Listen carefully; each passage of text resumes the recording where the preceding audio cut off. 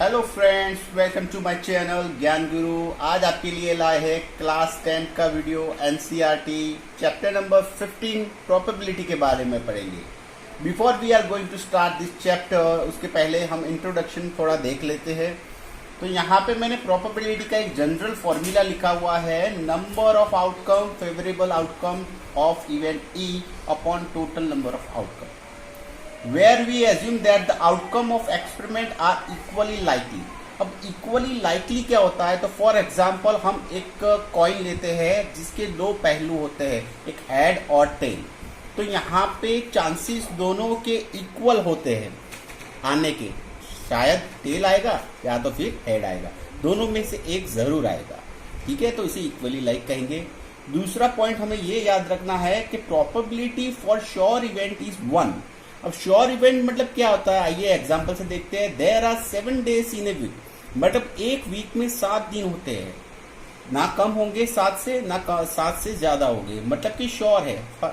ठीक है, तो यहाँ श्योर इवेंट को हम सर्टेन इवेंट भी कह सकते हैं। और याद रखना है हमें कि एग्जाम में अगर आए फिल इन द ब्लैंक्स तो ऐसा आ सकता है कि probability of sure event is 1। ठीक है, तो श्योर इवेंट की प्रोबेबिलिटी हमेशा 1 रहती है। नेक्स्ट पॉइंट है हमारा है probability of impossible event is always 0, मतलब कि अगर कोई भी इवेंट इम्पॉसिबल है तो उसकी प्रोबेबिलिटी हमेशा 0 होगी। कैसे? तो देखते हैं एक example. Sun rises in the west. अब हमें पता है कि सन ऑलवेज ईस्ट से राइज होता है, जबकि यहाँ पे लिखा हुआ west which is impossible, so यहाँ पे प्रोबेबिलिटी 0 हो जाएगी। नेक्स्ट पॉइंट हमें ये याद रखना है कि probability always lies between 0 and 1, greater than 0 and less than 1। ठीक है, and the next point, important point, sum of all the probability of all elementary event is 1। मतलब कि क्या है कि हम जो भी प्रोबेबिलिटी निकालते हैं फॉर डिफरेंट इवेंट्स, इन सभी प्रोबेबिलिटी का एडिशन या सम करेंगे तो वो हमें हमेशा 1 आएगा।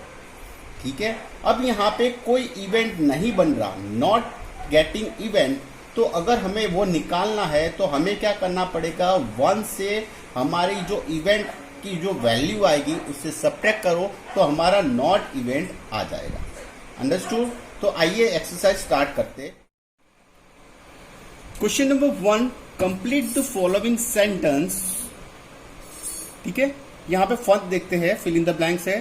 Probability of an event E plus probability of event not E. अब यहां पे हमने देखा था लास्ट पॉइंट हमने देखा था कि पी ऑफ यहां पे जो इवेंट नहीं बन रहा उसको 1 से सब्ट्रैक्ट करेंगे ट्रू के लिए। अब यहाँ पे देखो आप, अगर मैं उसको लेफ्ट हैंड साइड ले जाता हूं तो यहाँ पे 1 आ जाएगा।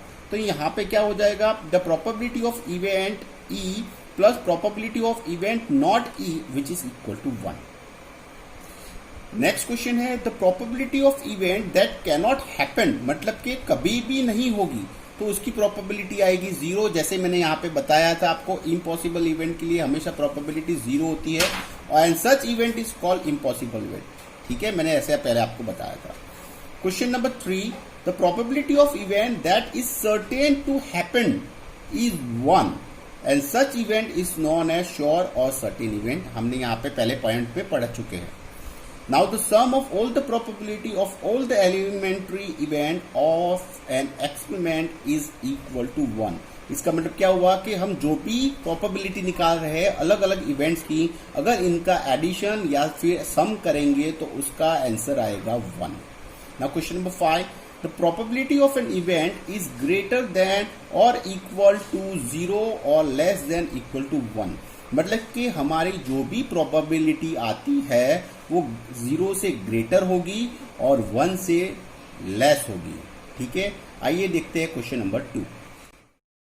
Question number 2, which of the following experiment having equally likely outcome. मैंने आपको इंट्रोडक्शन में बताया इक्वली लाइकली क्या होता है। ठीक है, तो आइए क्वेश्चन नंबर 1 देखते हैं। और driver attempts to start a car, the car start or does not start. तो यहाँ सेंटेंस से हमें पता चल रहा है कि ये इक्वली लाइकली आउटकम नहीं होगा।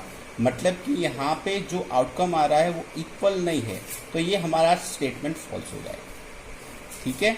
अब सेकंड है, a player attempts to shoot a basketball, he और शी शूट और मिस द शॉट। यहाँ पे भी क्या हो रहा है कि चांसेस है कि शूट भी हो या फिर शॉट मिस भी होगा, मतलब कि ये भी हमारा इक्वली लाइकली आउटकम नहीं है। अब यहाँ पे दिया हुआ है, a trial is made to answer a true false question, the answer is right and wrong. यहाँ पे इक्वली लाइकली हो रहा है, कैसे? तो यहाँ पे दोनों में से एक ही होगा, राइट हो सकता है या तो फिर रॉन्ग हो सकता है, इसलिए मैं कह सकता हूँ यहाँ पे इक्वली लाइकली आउटकम होगा, तो ये कंडीशन ट्रू रहेगी। ठीक है, इक्वली लाइकली के लिए।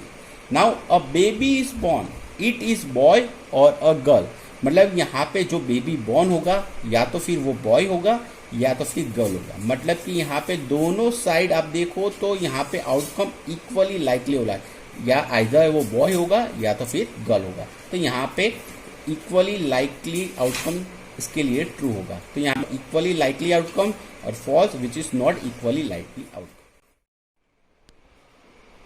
Question number 3. Why is tossing a coin considered to be a fair way of deciding which team should get the ball at the beginning of football game? यहाँ पे कहने का मतलब है कि कोई भी मैच में हम कॉइन को टॉस करने का सही तरीका क्यों मानते हैं? तो हमें पता है कि कॉइन के दो पहलू होते हैं, एक होता है हेड और दूसरा होता है टेल, मतलब कि यहाँ पे इक्वली लाइकली आउटकम आने के चांसेस है। तो यहाँ पे मैंने लिखा है when we toss a coin we get either head or tail, मतलब कि जब भी हम कॉइन को टॉस करेंगे तो यहाँ पे दो चांसेस होते हैं, या तो फिर वो हेड गिरेगा या तो फिर टेल गिरेगा। इसका मतलब ये होगा so it is equally likely. तो यहाँ पे जो रिजल्ट आएगा वो कंप्लीटली अनप्रेडिक्टेबल होगा। ठीक है, clear? Now question number 4, which of the following can't be a probability of an event. तो यहाँ पे इंट्रोडक्शन में हमें पढ़ा था कि प्रोबेबिलिटी हमेशा less than 1 and greater than 0 होती है। तो यहाँ पे क्वेश्चन सूटेबल ऑप्शन बी है, क्योंकि प्रोबेबिलिटी कभी नेगेटिव नहीं होती। तो हम ये कह सकते हैं कि -1.5 is not a probability of any event. ठीक है, नाउ क्वेश्चन नंबर 5, यहाँ पे दिया हुआ है प्रोबेबिलिटी ऑफ इवेंट। एक इवेंट दी गई है और उसकी प्रोबेबिलिटी दी है 0.05। हमें व्हाट फाइंड करना है, what is the probability of not P of E.